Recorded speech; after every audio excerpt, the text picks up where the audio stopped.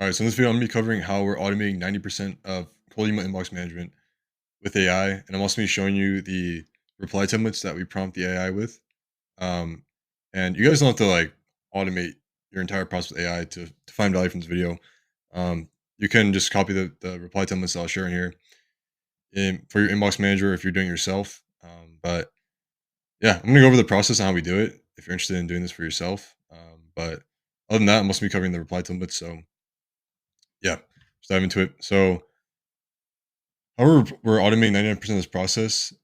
Pretty much, we're using this software called RevReply, which I have here. It's really solid. It's been probably the best like AI inbox manager tool we've seen so far. It doesn't automate the full process, but it automates a lot of it, like the actual reply creation. We still have our inbox management or inbox manager um, approving the replies and like sending them themselves, but they literally have to press one button, which I'll show you how that works. But yeah, pretty much you can prompt AI. We use like these 6 reply templates.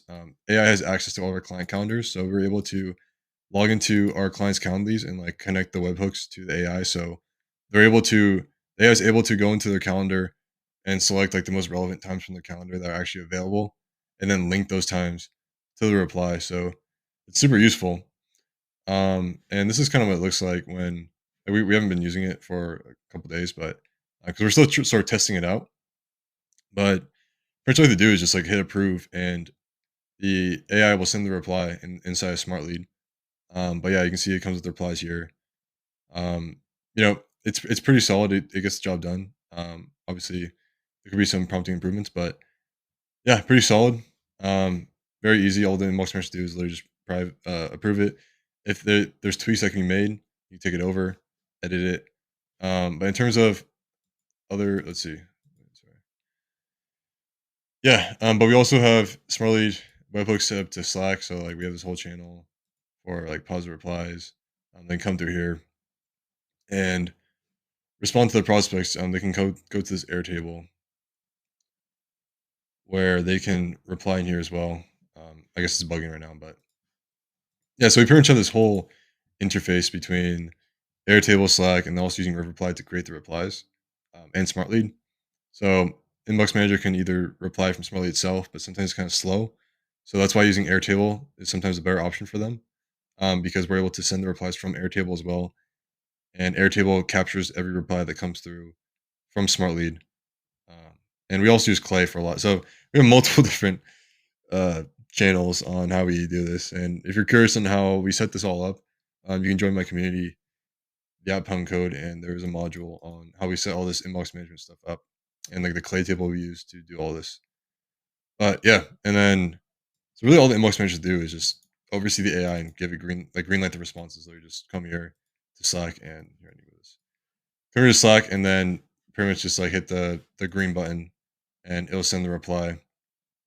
But yeah, the workflow is pretty much this is all automated by the way. So uh replies received in Smart Lead, full reply with link is sent to the inbox manager in Slack if they want to just go through and see. Reply analyzes the prospect's response and creates AI reply. Once AI reply is created, webhook to Slack with AI messages sent as you saw there. And then inbox manager literally just presses one button and reply is sent. And this all happens within 1 to 2 minutes. So yeah, pretty much the full process is pretty much automated, except for the fact, I mean, we can have it to where the AI, we don't have to verify the AI to send the replies, but it's best for the inbox manager to still oversee it because sometimes the AI does make mistakes. Um, so yeah, it's pretty much automated, but I'm going to go into the actual response templates that we use. So there's 6 main ones that I use. I'll just cover them real briefly. And you can use these. You can just use these for yourself, even if you're not using AI, it doesn't matter. But yeah, so the first is gonna be like, I'm interested. This is the most common positive response that you get if you're using a soft CTA. Pretty simple. Hey, first name, thanks for your interest. Here's some more context. So we always like to share value. Typically, we share like some sort of lead magnet, or if we're offering a free offer, give it some more like context. If you want to, if you're looking to implement whatever your solution is for company name, available time on date, blah blah. Let me know if that works for you. Pretty simple. We always lead with like I always finish the email with like let me know what works best for you. So um, it's a very clear next step, right? Versus just saying like you know, are you available on X time? Like, let me know what works for you, right? Next is going to be send more info. So this is like if someone wants more info. Sometimes I'm more specific with it, which I'll cover in this one. But parents like, hey, no problem. So essentially, we do in-depth break, like just give a brief, like maybe 25-word breakdown of your offer. If they want like a really specific breakdown, then you can go further. But you don't want it to be too long. You don't want these responses to be too long. Um, then you can share like a piece of value. I always like in all these responses, I always try to share some sort of value. So we can build that reciprocity and also just show that like we're experts, we're competent, right? So typically, like maybe a case study of some sort, just to prove confidence or competence. If you're interested in learning more, same sort of CTA, you can cut this down. You can be like available on X, Y, and Z. You don't have to have this, but um, you want to make the call seem as like low barrier to entry, like as chill as possible, not like some whole sales call, right? Even though they know what that is, like you want to make it seem not so like high pressure. That's the word I'm looking for. Let me know, and then we'll go from there. So you can see here, like the sort of frame is not as jolly as this, right? We're not like because they're not fully interested, but they are like curious to know more. So we're not going to be like super jumping for joy, jolly. In terms of like responding back to them, we're going to be like, okay, sort of, match their vibe, I guess. Next, gonna be sharing examples of work. So thing with this sometimes is that let's say you do really good work, and I've this is a common feedback I've gotten from say like creative agencies, like e-commerce ad creative agencies. A common feedback I get is a lot of them will be getting really good results, but when they share the work with potential prospects, a lot of them don't like the work, even though the work gets really good results. Because I'm sure you've seen like even the cold email for some of our clients, we'll write a cold email that in theory looks like kind of ugly, but we know it works really well. If we were to share that exact email with them, they'd probably be like, "What? Like, how does it work?" But when we test it in practice, it actually works. So with examples, sometimes it's a hit or miss. So typically, like we try to avoid sharing direct examples. It's best to hop on a call and then give context onto like why this works, and then show them like real results. Because sometimes when you show your work, they might not like it, even though the work you do is actually good and it gets results. They still just might not like it. So um, yeah, it's kind of. But like if they really are pushing for it, then I recommend giving like 3 examples. People think of things in threes, so you don't wanna give more than 3 examples. You don't really wanna give less because then that's not enough. 3 is enough, to share with them, and then you can give some context on, like, what like, behind this work, like, the results it generated, all that stuff. You wanna make that really clear, like, the results that you generated from it, or else they might be skeptical and they might just not like it. And then, of course, typical CTA, and let me know if we go from there. So same sort of, like, frame, not, like, super jolly, just, like, if you're interested, we can speak further, but if not, then it's whatever, right? Next, let's book a call. I mean, this is basic. Everyone should know this. Like, if you fumble this, then that's. But really, like, what the main thing with the book a call CTA that I really want to drill is that you want to make it short and make make the reply only just about booking the call. That's it. Don't add any more context. Just be like available on time, like a X, Y, or Z time. Looking forward to speaking with you. Keep it like just keep this the full email. Don't add any more context. Just like unless they specifically ask for it. Other than that, just like ask for a specific time and date. That's it, and like just try to get the call in. Don't because the more words you add to it, there's less likely or it lowers the odds of conversions, and just a waste of time, right? So you should get straight to it. Um, this is the case if someone like they say like, "Hey, I'm the wrong person to reach out to." Reach out to like our CFO or like our marketing director. In this case, you just pretty much CC the new contact. Be like, "Hey, new contact." Um, and then this is the first contact. So let's say you sent a cold email to Rachel, but she's telling you to reach out to Julian. Be like, hey, Julian, Rachel told me to connect or contact you regarding whatever your offer is. Just a quick intro. You can give some off or context on your offer, and then you don't have to do this honestly because the thing is, like in the email convo or like the email thread, you'll be able to see the past email, but you can do that. You can just pretty much copy and paste the past email thread or the past email body, like covering the point that you wanted to get across, and then you can do like a direct call CTA honestly, or like send a link or something. Since this isn't like a full cold email, You've already like sort of entered their internal email base, so you're able to send links if you want to. But it's up to you. Like you send a video too, that works really well. Film like a quick 1 to 2 minute personalized video that can work super well. Next is going to be cost, and this will be the final one. So this is probably the most common injection you'll get over cold email. But this cost reply template has been like the absolute. It's been like the best reply template ever when it comes to responding to the pricing injection. So it's pretty much how it goes. Hey, first name.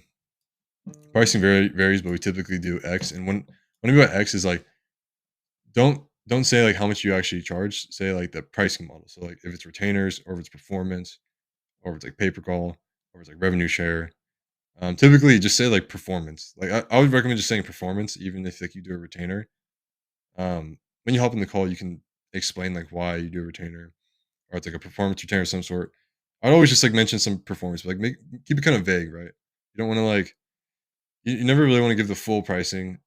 Like really, you want to get in that call and then explain the real pricing to them, so you can so they can fully understand the value. Because the reason why you don't want to tell prospects the pricing over the email is because they don't have full conceptualization of the value that you're providing with your service, right?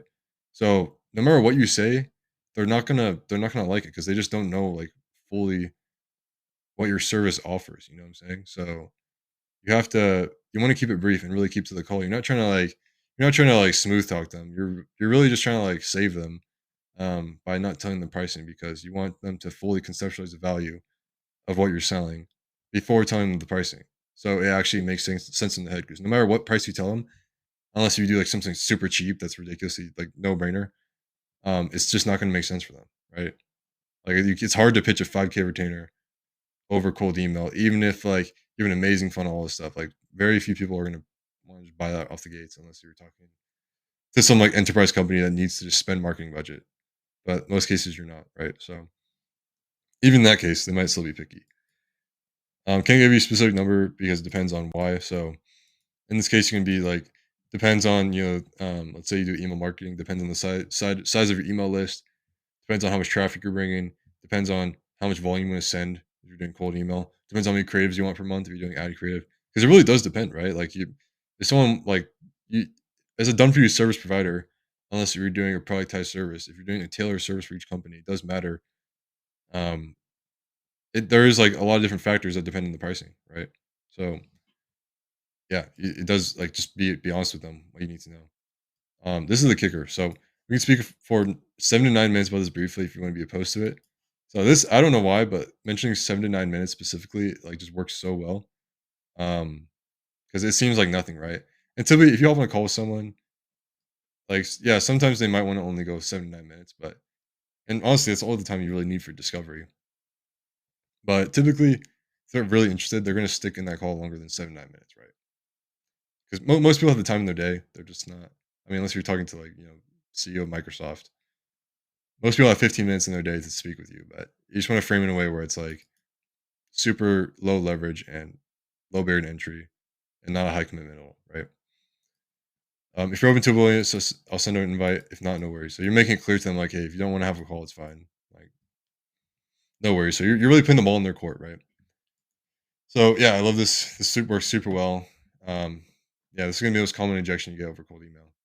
Is this, and then anything outside of these 6 reply templates is gonna be something that you're likely going to have to respond to yourself, or like it's gonna be a custom response, which it's typically far and few between. And but even in that case, if you do get like a really sort of custom response, you can use a similar template to this, where it's like we need to hop on a call to discuss this further. Like I can't give you a specific answer because I need to understand X or Y or Z. Um, and then you could use this sort of thing. But yeah, so that's really those are the 6 main reply templates that we use, and this is how we sort of prompt AI to manage all this automated. So yeah, that's how we're automating 90% of our email inbox management with AI. But hope you found this video useful. If you're curious to see like how we set something up like this for our own clients in our company, you can join the outboundcode.com. It's in the description below. Also, a free newsletter. I share value with that like 3 to 5 times a week. And then also, if you're interested in working with us, having a system like this implemented for you, done for you, and we manage all of this, and we send high volume cold email or whatever volume cold email for you. You can find me at revgrowth.ai, and you can book a call with me there, and we can speak further. But other than that, hope you found this valuable. Cheers.